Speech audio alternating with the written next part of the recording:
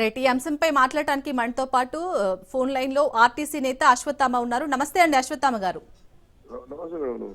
Sir, ఇప్పుడు మనం అంటే ఇంత పెద్ద ఘటన జరగడానికి మెయిన్ గా రీజన్ అసలు ఆ బస్సు ఏదైతే ప్రైవేట్ ట్రావెల్ బస్సు ఉందో దానికి సేఫ్టీ ప్రికాషన్స్ వాడకుండా ఉండడం, అలాగే ఇన్సూరెన్స్ కూడా అయిపోయినట్టుగా తెలుస్తుంది. అంటే ఎలాంటి జాగ్రత్తలు పాటించాలి?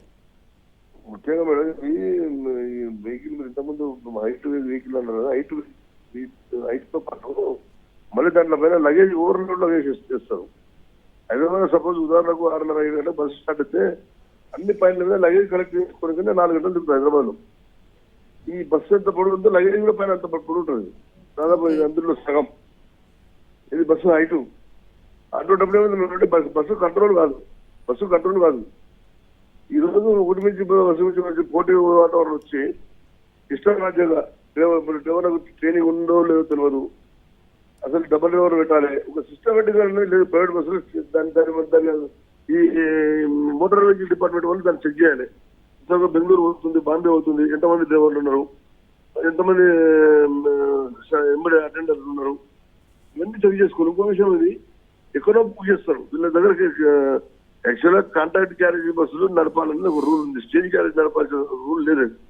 మరి కాంట్రాక్ట్ క్యారేజీ బస్సులో ఓనర్లతో ప్రభుత్వంలో పెద్దలు ఆర్టీఏ డిపార్ట్మెంట్ వాళ్ళు డబ్బులు తిని కాంట్రాక్ట్ క్యారేజ్ సిస్టాన్ని తొంగోలు దొరికి మన స్టేజ్ క్యారేజ్ విషయాన్ని నడపకుండా కాంట్రాక్ట్ క్యారేజ్ బస్సులు నడుపుతారు.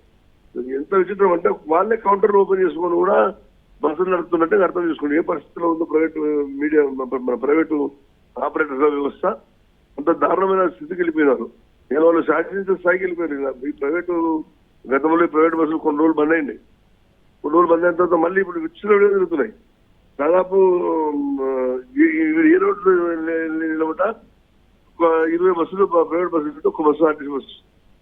ఆర్టీసీకి సరైన డబ్బులు ఇవ్వరు, ప్రభుత్వం డబ్బులు ఇవ్వరు, బస్సులు కొనుగోలు చేయరు. ఈ బస్సులు ప్రైవేట్ బస్సులు కొత్త బస్సులు ఉంటాయి. ఆ కొత్త బస్సులు ఉన్నప్పుడు జనరల్ గా ప్రయాణికుడు కస్టమర్ ఏం చేస్తారో కొత్త బస్సులు వైపే మొగ్గుతారు. కానీ ఇలా ఆర్టీసీలు ఏంటంటే ఎప్పుడో క్రీస్తుపురం బస్సులు, గరుడ ఓల్డ్ బస్సులు ఇప్పటికే బస్సులు తిప్పుతారు. 15 లక్షలు 20 లక్షలు 15 లక్షలకు బస్సులు తిరగొద్దని అంటే ఈ మధ్యన కొద్దిగా తగ్గించుకోని. కానీ హైదరాబాద్ సిటీలో మొత్తం బస్సులు బస్సులు ఆర్టీసీ బస్సులు చూస్తాయి. ఈ ప్రైవేట్ బస్సులు దీంతో ఏమంటే ప్రైవేట్ వాళ్ళకి విచ్చలైపోయింది, వాళ్ళను అడిగే వాళ్ళే లేరు.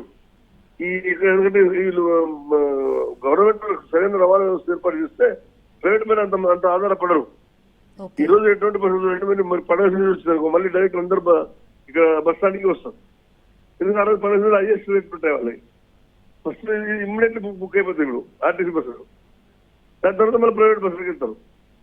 అంటే ఈ యొక్క ప్రైవేట్ బస్సులతో పాటు ధీటుగా దీని ప్రభుత్వము ఆర్థికంగా ఆదుకోవాలి. చాలా దేశాల్లో ఇప్పుడు మీరు ఇంతకుముందు చైనాలో చెప్పిన 2002లోనే ఈ బస్సులు నిషేధించినాయి. ఈ చైనాలో ఒక బీజింగ్ సిటీలో 2700 కోట్ల రూపాయలు క్వార్టర్ ఇస్తారు.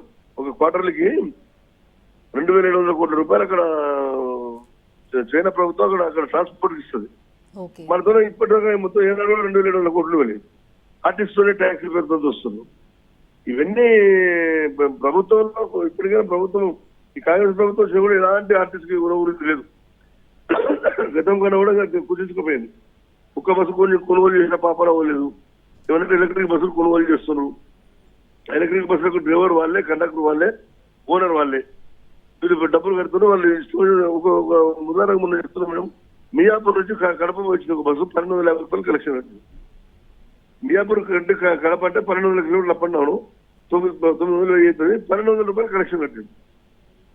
అంటే ఇష్టారాజ్యంగా దోపిడీ జరుగుతుంది. దోపిడీని ప్రభుత్వానికి కట్టాలి.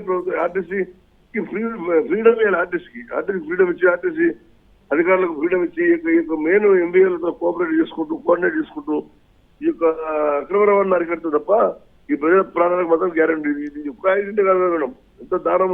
ఒక యాక్సిడెంట్ 5 మంది పనిచేస్తుందంటే ఈ గతంలో పాలన దగ్గర ఇన్సిడెంట్ ఇది ఎన్నో అవుతున్నాయి. మొన్న జస్ట్ ఉత్తరప్రదేశ్ లో వస్తాయి 46 మంది ఒకటే బస్సులో 46 మంది. ఇట్లా ఈ విధంగా ఉంది. కాబట్టి దయచేసి ప్రభుత్వం ఇప్పటికైనా ఇంటర్వ్యూని ఈ ప్రైవేట్ బస్సులను అరికట్టాలి. ప్రైవేట్ బస్సులు అరికట్టి మరి ఒక మంచి చక్కని శిక్షణ డ్రైవర్ ఆర్టీసీ కాబట్టి కొత్త బస్సులు కొనుగోలు చేసి రవాణా